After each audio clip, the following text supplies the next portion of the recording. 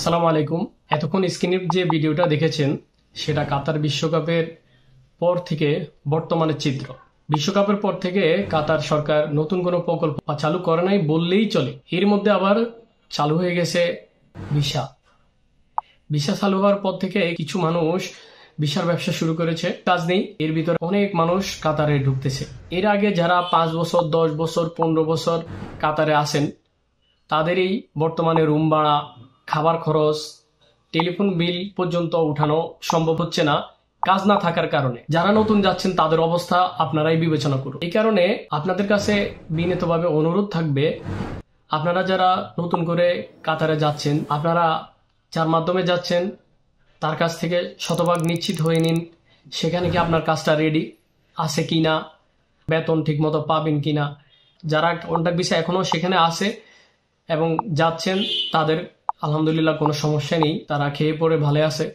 যাদের free visa, যেহেতু কাতার সরকার নতুন কোনো প্রকল্প মধ্যে হাত দেয় নেই, এখনো প্রকল্প চালু করে নাই, ওই হিসাবে বাঙালি এদের কাজ নাই বললে চলে, তারা কোনো রকম খেয়ে পড়ে বেঁচে আছে।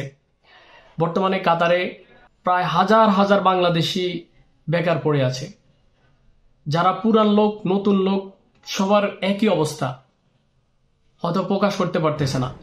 তো আপনাদের কাছে অনুরোধ থাকবে, আপনারা যারা নতুন যাচ্ছেন আপনারা নিশ্চিত হয়ে যান। যেসব ভাইয়েরা ভিসা দিয়ে নিতেছেন, যারা প্রলোভন দেখাইতেছেন যে আরে একটা ব্যবস্থা হবে, এখানে কি কাজের অভাব আছে নাকি, আর আমরা যেহেতু আসি তাহলে একটা ব্যবস্থা হবে, কিন্তু গেলে আসলে কিছু করতে পারতেছেন না। তো আপনার 2-4 পয়সা লাভের জন্য অথবা লাভ নাই হোক, আপনার নিজের পকেটের উপকারের জন্য অথবা আপনার যে কোনো কারণেই হোক, আপনি একটা মানুষকে নিয়ে বিপদে ফেলবেন না, এটা আমার ব্যক্তিগত আপনার কাছে অনুরোধ থাকবে। তো ধন্যবাদ সবাইকে। সবাই ভালো থাকবেন, সুস্থ থাকবেন, আর সবার উজ্জ্বল ভবিষ্যৎ কামনা করি। অনিশ্চিত ভবিষ্যতের দিকে পা দিবেন না। যখন নিশ্চিত হবেন এই কাজটা করলে আপনার ভালো হবে, এখানে গেলে আপনার ভালো হবে, ভবিষ্যৎ উজ্জ্বল হবে, সে কাজটা করুন। না হয় সে কাজ করা থেকে বিরত থাকুন। আসসালামু আলাইকুম।